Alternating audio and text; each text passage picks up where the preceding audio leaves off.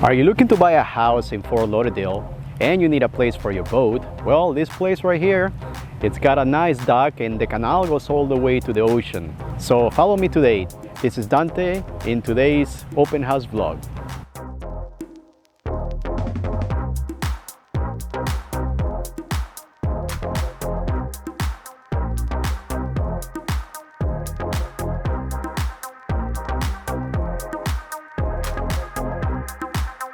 I want to thank Tamara for this open house. You can find her at rentalsinparadise.com. Okay, so the house is located at the end of the street. This is actually a cul-de-sac and we are on Flamingo Road. If you take Riverland to Flamingo Road, all you have to do is go to the cul-de-sac and you'll find it all the way there.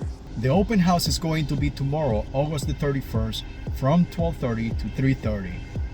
The house is not vacant right now, so I cannot show you inside right now, but tomorrow I will have a video, a walkthrough video of the property.